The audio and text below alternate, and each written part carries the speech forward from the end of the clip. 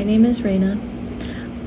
I am sitting in the historic Hagerstown Museum where I wanted to share some stories from Hagerstown's past. I'm going to talk about the murder of Marshal Leonard Geisler. So a backstory on Leonard, there is not a lot of information on him, but what we do know is that he was born April 23rd of 1869 to his parents Adam and Elizabeth Geisler. He also had a sister named Leota, but like I said, there's not a whole lot on his personal life. What we do know is Leonard took a position as the town marshal in Hagerstown for about 2 years before leaving to go to Indianapolis for work.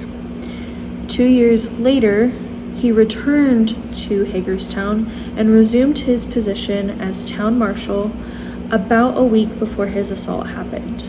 The night of April 29th of 1905, it was a Saturday, Marshal Geisler had been on duty, and very late at night he had went to the barber shop in town. It was called Pfeiffer's Barber Shop. He wanted to get a shave. When he left, he noticed that there was a group of men congregated under an awning, and he went over to tell the men to go home. It was late, and that when he turned to leave, one of the men struck him with a heavy iron bar. Marshall fell to his knees and immediately began firing his revolver, where he got off 3 shots, but none of those 3 shots were thought to have hurt anybody. Geisler stood up, and one of the men that was there, Charles Bertram, helped him back to the barbershop, where they both proceeded to tell the accounts of what had happened. And Charles Bertram told everybody that the man that had struck him was John Knapp.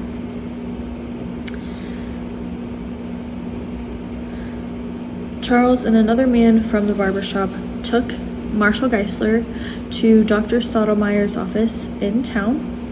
They had to wait about 30 minutes because the doctor was seeing other patients out of town. And while they waited, unfortunately, the marshal lost consciousness. When the doctor returned, he did give him medical attention, and then they took him to his home with his parents, Adam and Elizabeth Geisler. On Sunday morning, Dr. Stottlemeyer, with the assistance of 2 other doctors, Bramkamp and Wampler, performed an operation in hopes of saving the marshal's life. But unfortunately, their efforts were in vain, and Marshall passed. The next day, Dr. Stottlemeyer and the coroner, S.C. Markley, performed an autopsy on Marshal Geisler's body. They found that there was a wound about 1 inch long above his right ear, and when they opened his skull up, they found a 3-inch long blood clot, which was the equivalent of about 3 ounces of blood. They determined that that is what had killed the marshal. The backstory on the man who had assaulted Marshal Geisler, his name was John Knapp. He was born September 2nd of 1864. He was married to a woman named Rose, and they had 3 kids together. They had 2 daughters and a boy, but their names aren't clear. And there's really not a whole lot of information on him either, but what we do have is that Knapp's family was very well respected and well known around town, but Knapp himself was not a good person. To give kind of an example of the type of person that he was, in 1887 in Portland, Indiana, which is in Jay County, John Knapp made an assault on his wife Rose and then tried to cut his own throat. It was an attempt at a murder-suicide, but it was unsuccessful. He was charged with assault and battery with intent to kill and was fined $50 for it. His wife was said to have filed divorce, but nothing ever came of it, and they ended up patching up their differences, and at the time of the assault, they did live together. Several witnesses say that Knapp was not quiet about his dislike for the marshal. In fact, he was quoted to have said, "I'm going to take that Dutchman out." In a statement he made while in prison, Knapp said that his brother, whose name is Marshall, had bought a hotel in town and he was helping him keep an eye on it. So in that same statement that Knapp had made while in prison, he says that he was looking around the building on the night of the assault, just kind of keeping an eye on things. Marshal Geisler had come up and told him, kind of asking him, what are you doing? You need to go home, it's late. He said he was. And then as Knapp began walking away, Geisler put a gun in his face, and John Knapp told him, don't shoot. And then according to Knapp's statement, he says that the marshal began firing and got off 3 shots. The first one was said to have burned the side of his face and had left a little bit of powder in his ear. The second shot went through his coat at his hip, and then the third shot had no trace, so it didn't hit him or anything. There was just no trace of it. On Sunday morning after the assault, 2 deputies went to John Knapp's house with a warrant for his arrest. His wife answered the door and went upstairs to grab him. She was upstairs for about 10 minutes and then came back down with John, and John had a rifle and was pointing it at the deputies. He even was quoted to have said, "Well, you don't think I'm going with you, do you?" After some coaxing, Knapp finally agreed to go with the deputies, but he wanted to shave first, so they let him shave, and while he was shaving, he was talking to the deputies and said, can you not mention that I had a gun, because, we're both odd fellows. And then on the walk to the jail, they had to pass by the Geisler's home, and John Knapp asked the deputies if they could cross the street because there was a large group of people and he didn't want to cross through the yard with everybody being so upset.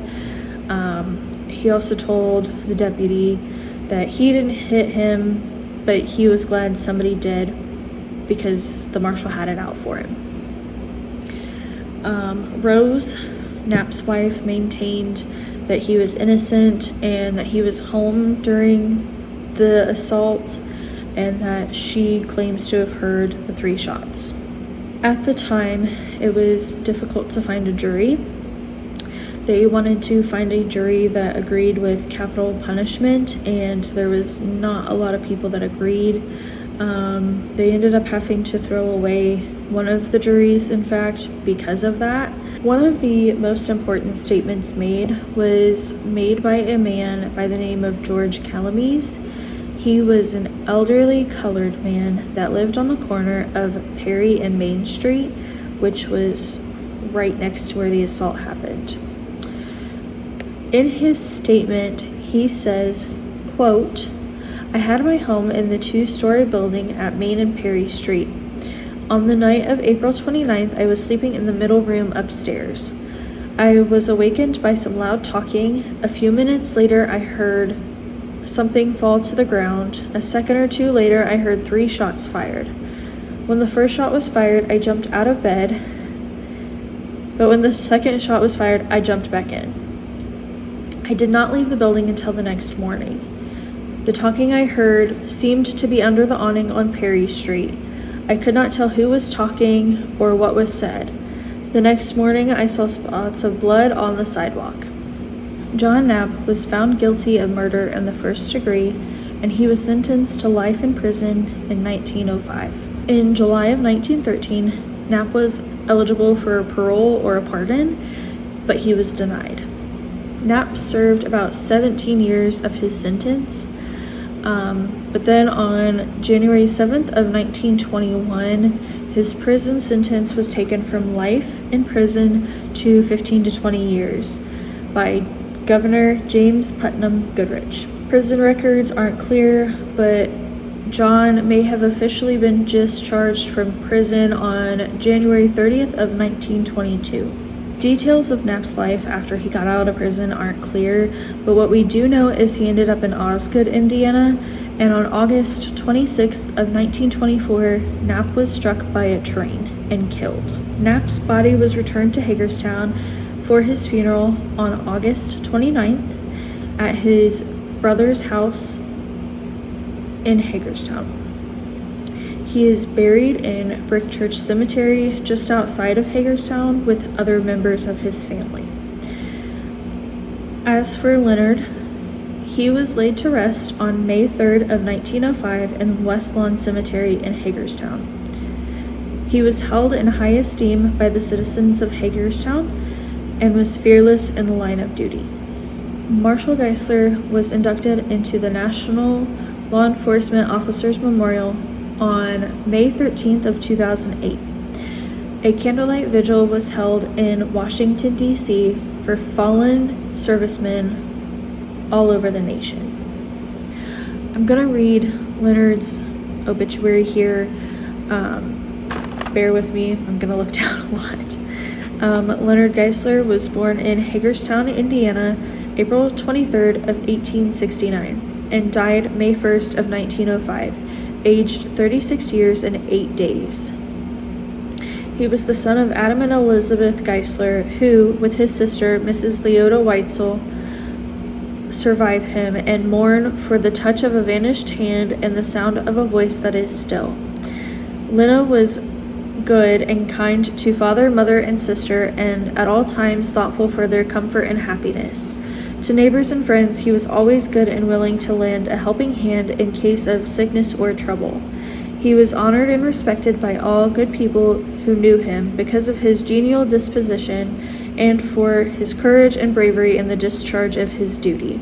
For the truly brave are soft of hearts and eyes, and feel for what their duty bids them do. As an officer, he was ever vigilant and courageous in the discharge of his duty. For nearly a year and a half past, he was employed at Indianapolis. For 2 years before going to Indianapolis, he had served as town marshal of Hagerstown.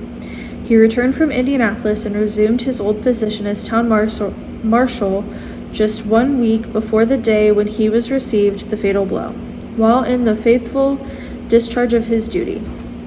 His courageous determination to discharge his duty made for him his only enemies, those who were vicious and evil disposed, one of whom caused his death, showing his vigilance in the discharge of his duty in the fact that on 2 different occasions his watchfulness saved the town from disastrous fires.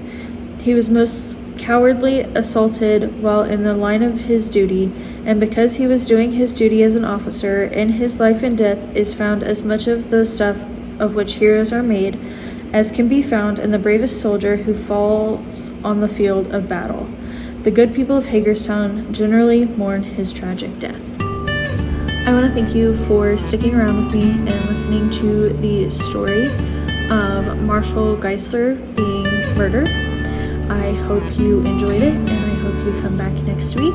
If you have any questions, comments, anything, leave them down below, and we'll see you next week.